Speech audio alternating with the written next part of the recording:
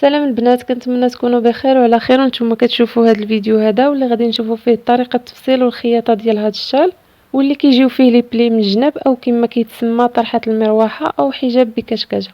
وكما كتعرفوا البنات هذا النوع هذا ديال الحجابات كيكون زايد في الثمن، فعوض ما نشريوهم علاش لا نخيطوهم من راسنا وتقاموا علينا باقل تكلفه. وعلاش لا ما تبداوش بهم كمشروع صغير ديال الشيران من هذا النوع هذا وتخيطوهم بالوان مختلفين واثواب مختلفين واللي ما كنلقاوهمش متواجدين في السوق. هذه فقط كفكره.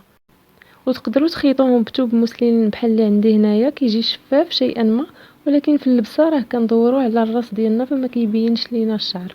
او تقدروا تخيطوه بثوب ديال الكريب اللي كيكون رقيق او باي ثوب كيكون خفيف ما كيتقلش لينا على الراس ديالنا.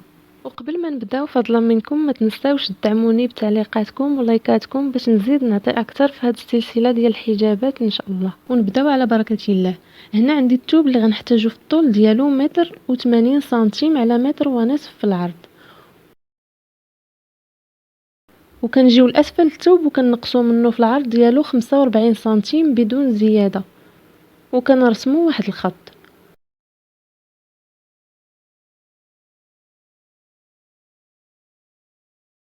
وكيتبقى لينا في الثوب 1.5 سنتيم في العرض، فراه كافي باش يجي طايح على الكتاف والصدر حتى للحزام، وفي نفس الوقت يجي داير على الراس ديالنا.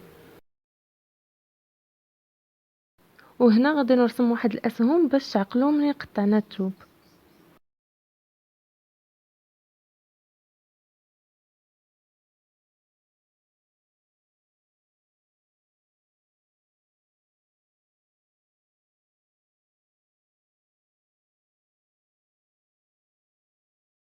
من بعد ما قطعت القطع ديالي غادي نجيب هاد القطعه اللي فيها 45 سنتيم في العرض ونخليو الطول ديالها كما هو ونديرو فيها لي بلي بطريقه عشوائيه.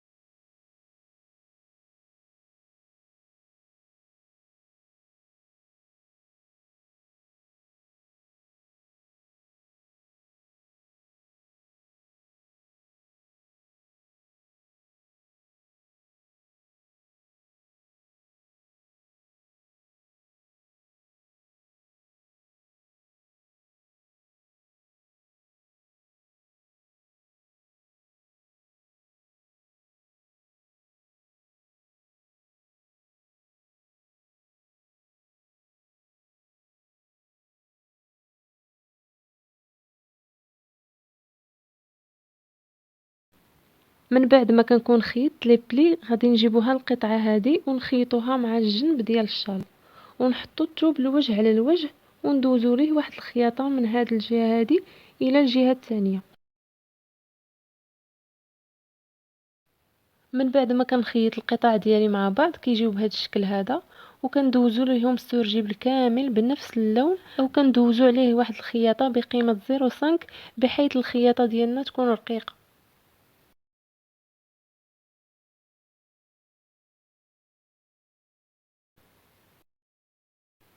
وبالنسبه للطول ديال الشال فكيجي فيه في المجموع 2 سنتيم على متر في العرض، وملي غادي تلبس فغادي يجي داير على الراس وطايح حتى الحزام ومغطي لينا الوراء. ونتمنى ان هذا الفيديو يعجبكم وتطبقوا هذا الدرس هذا ديال هذا الشال اللي كيجي صراحه زوين في اللبسه ديالو، كيجي مستور. والى فيديو قادم ان شاء الله.